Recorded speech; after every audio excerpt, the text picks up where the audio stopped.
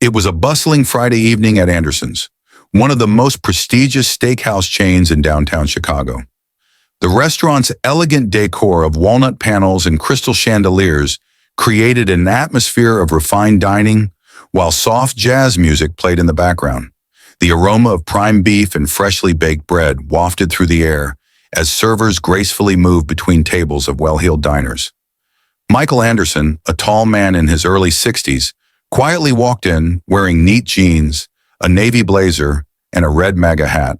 A small veteran's keychain dangled from his belt loop. He blended in like any other customer, but he wasn't just another diner.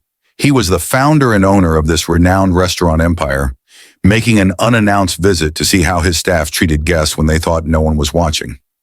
As Michael approached the host stand, he was met with an immediate frown from Rachel Chen, a young Asian-American hostess in her mid-20s.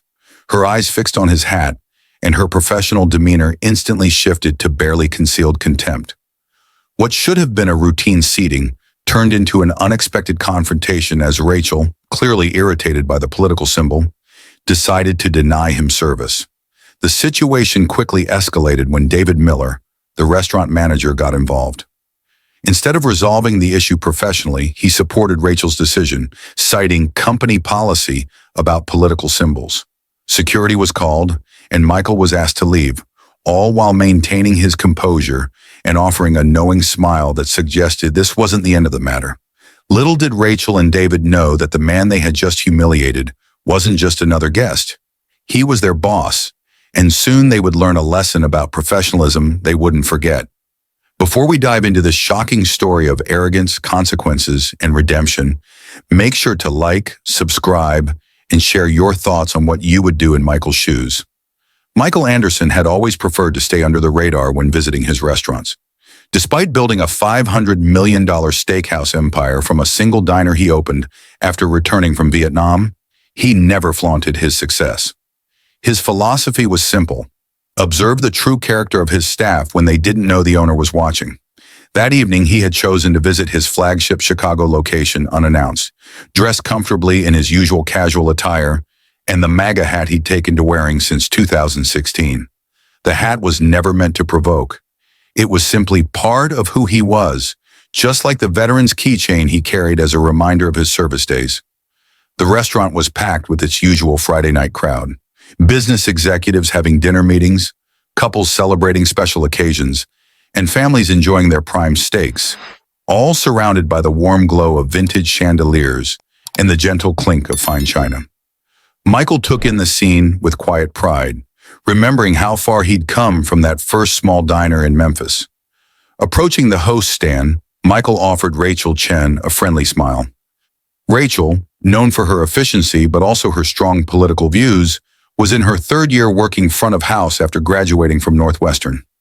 She glanced up from her iPad, her eyes immediately locking onto the bright red hat. Her expression shifted from professional courtesy to unmistakable disgust. "Good evening," Michael said politely. "I have a reservation under Anderson." Rachel's lips pressed into a thin line as she stared at the screen, her fingers tapping with barely contained irritation. "I'm sorry, sir," she said, her tone dripping with condescension, "but we reserve the right to refuse service to anyone promoting divisive political symbols." Michael remained calm, though surprised by such blatant unprofessionalism. "I understand the hat might not align with your view," he said evenly, "but I'm just here for dinner. My reservation should be there for 7:30. But Rachel had already made up her mind. She called over David Miller, the restaurant manager who was known among staff for avoiding conflict rather than addressing issues head-on. David approached, his expression betraying his reluctance to deal with the situation. The confrontation was about to take an unexpected turn, one that would force everyone involved to reconsider their understanding of professionalism, respect, and the true cost of letting personal biases override good judgment. "What seems to be the problem here?" David asked, glancing between Rachel and Michael while carefully avoiding direct eye contact with the red hat. Rachel quickly spoke up, her tone defensive. "This gentleman is wearing politically provocative attire, and I've informed him that we cannot seat him. It might make other guests uncomfortable." Michael maintained his composure, his years of business experience and military discipline evident in his measured response. I understand you have your views, but I'm just here for dinner. I've been eating at Anderson's for years, and this is the first time I've encountered such treatment. David shifted uncomfortably, his reluctance to take a firm stance obvious in his body language.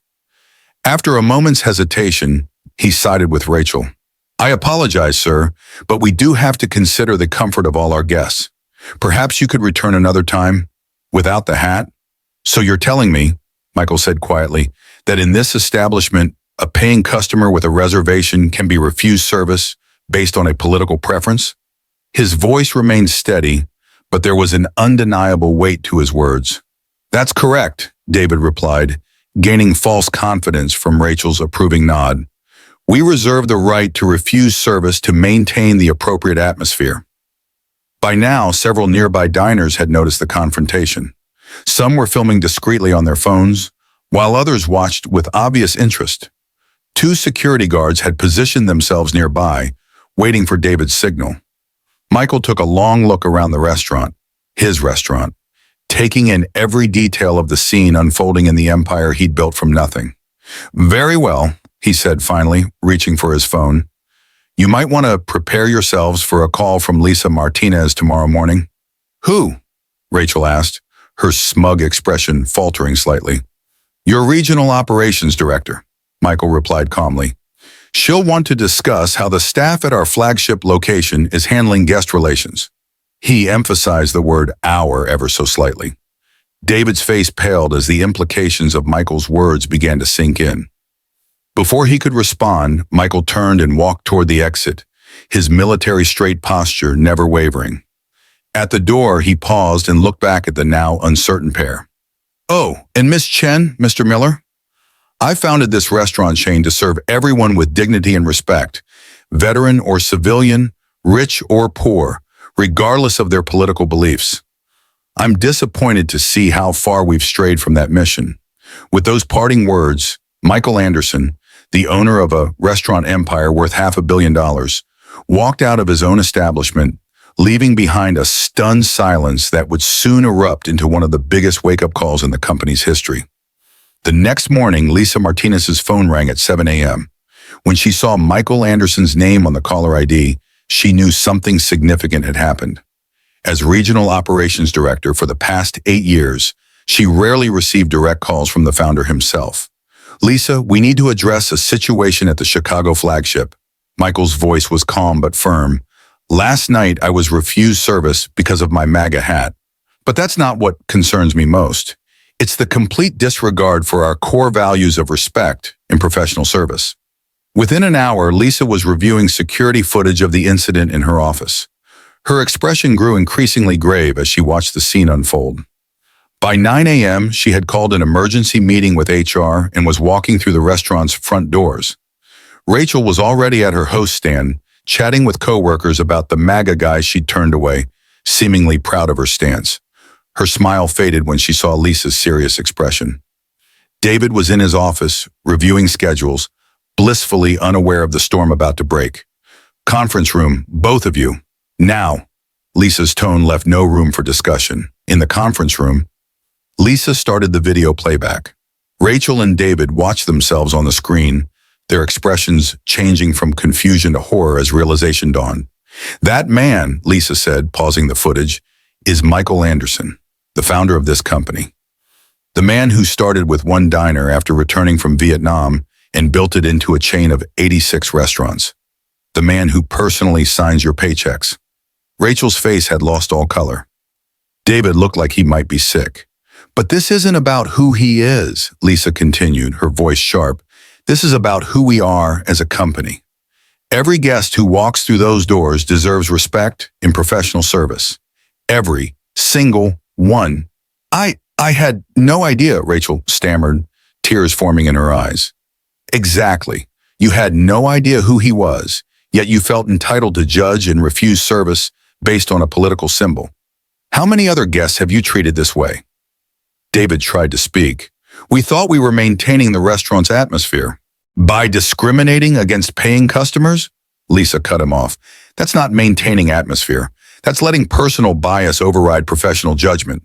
We've received 3 viral videos of the incident already. Our social media is exploding.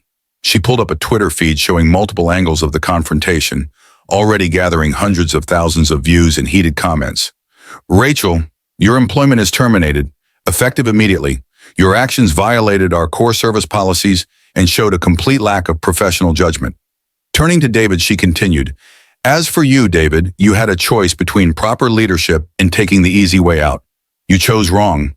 I'm giving you the same choice now, resignation or a formal review process. The silence in the room was deafening. David stared at the table for a long moment before quietly saying, I'll have my resignation letter to you within the hour. As they left the conference room, Lisa was already planning the mandatory staff meeting she would hold that afternoon. This incident would become a turning point for the company, a powerful reminder of their core values and the true meaning of professional service. That afternoon, Lisa gathered the entire restaurant staff for an emergency meeting. The elegant dining room, usually filled with the sounds of fine dining, was now silent as employees sat anxiously, rumors of the morning's events already circulating among them. Last night, Lisa began, her voice carrying across the room. We failed, not just as a business, but as human beings. She played the now viral video, watching their faces as they saw their colleagues turn away the company's founder. This man, she gestured to Michael's image, frozen on the screen, started Anderson's after returning from Vietnam with just $7,000 in savings. He built this company on one core belief, that every person who walks through our doors deserves to be treated with dignity and respect. She paused, letting the words sink in. It wasn't always a successful restaurant empire. In the early days, Michael worked 18-hour shifts, serving anyone who walked in, laborers in work boots, executives in suits, everyone. He never judged, never discriminated. That's how Anderson's became what it is today. Lisa then unveiled a new company-wide initiative. Starting next week, we're implementing mandatory training programs focused on professional service and unconscious bias. But more importantly, we're going to revisit our core values. The training program would be comprehensive, focusing on real-world scenarios, cultural sensitivity, and professional service standards. But it wasn't just about rules and procedures. It was about understanding the human cost of discrimination. A week later, Michael himself made an appearance at the first training session. The room fell silent as he walked in, still wearing his MAGA hat. But now everyone understood the lesson behind it. I didn't come here to make anyone feel ashamed, he began, his voice gentle but firm.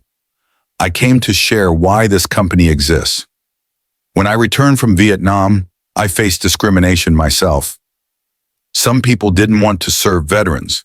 That's when I promised myself if I ever had my own business, everyone would be welcome. He shared stories from his early days, serving Black Panthers and conservative businessmen at the same counter, hosting both civil rights meetings and veteran gatherings.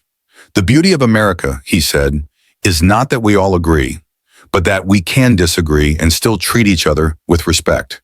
The impact was immediate and profound. Staff members who had been nervous about the training found themselves engaged in honest conversations about bias and professionalism. The incident had transformed from a scandal into a powerful learning moment. That evening, Lisa found 2 letters in her email. The first was from Rachel, a heartfelt apology addressed to Michael. Dear Mr. Anderson, I realize now that my actions weren't just unprofessional. They were everything your company stands against. Your story has taught me that true professionalism means serving everyone with dignity, regardless of our personal views. I will carry this lesson with me throughout my career. The second was from David, requesting a meeting to discuss how he could make amends and possibly earn a second chance, not necessarily in management, but as part of the team working to rebuild trust. 3 months after the incident, Michael made another unannounced visit to his Chicago flagship restaurant. This time, he brought along something special, a veterans group from the local VA hospital, some wearing MAGA hats, others with Biden pins, all of them looking forward to a good meal. The new host, James, a recently hired African-American veteran, greeted them with genuine warmth. Welcome to Anderson's, gentlemen. It's an honor to serve fellow veterans. He noticed Michael among them, but made no special fuss, simply providing the same excellent service he'd been trained to give every guest. David, who had been allowed to return in a service staff role after demonstrating genuine remorse and completing extensive training, was now working as a waiter. When he recognized Michael among the group, he approached with quiet professionalism. "Good evening, gentlemen," he said, his voice steady. "Mr. Anderson, it's good to see you again. I hope you'll find that we've learned to live up to the standards you set for us." The simple sincerity in his voice spoke volumes about his personal growth. Lisa, who had been overseeing the transformation of the restaurant's culture, joined them briefly. The changes were evident. Staff members were more focused on service than judgment, more interested in making guests feel welcome than making statements. "You know," Michael said to Lisa as they watched the veterans enjoy their meals, "this was never about the hat. It was about remembering who we are and what we stand for." He gestured to the dining room, where guests of all backgrounds were being served with equal respect and attention. The restaurant had not just recovered from the incident, it had grown stronger. The training programs had expanded to all 86 locations, and customer satisfaction scores were at an all-time high. More importantly, there was a new understanding among the staff about what it meant to be truly professional. Later that evening, after the veterans had left, Michael gathered the staff for an impromptu meeting. "I'm proud of how far we've come," he said, looking around at the faces before him. "We're not just serving meals here. We're serving the idea that people can come together, despite their differences, and treat each other with dignity." He turned to David, who stood quietly at the back of the group. "And we're showing that people can learn, change, and grow." David nodded, understanding the deeper meaning behind those words. The story of what happened at Anderson's that night had indeed gone viral, but not just as another scandal.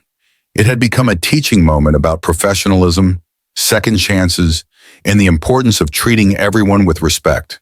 The incident that could have damaged the restaurant's reputation had instead reinforced its core values. As Michael left that evening, he couldn't help but smile at the framed motto now hanging in the entrance. "Welcome all who enter. Our differences make us stronger." It was more than just words on a wall. It was a promise being kept every day. Before we wrap up this story, we'd love to hear from you. What would you have done in Michael's position? Have you ever faced discrimination or stood up against prejudice in your workplace? As our society becomes increasingly divided, stories like this remind us that treating everyone with dignity isn't just good business. It's what makes America truly great. Share your experiences in the comments below, and if this story resonated with you, don't forget to like, subscribe, and hit that notification bell for more powerful stories about leadership, second chances, and the triumph of American values. Remember, sometimes the strongest response to bias isn't anger, but quiet dignity and positive change.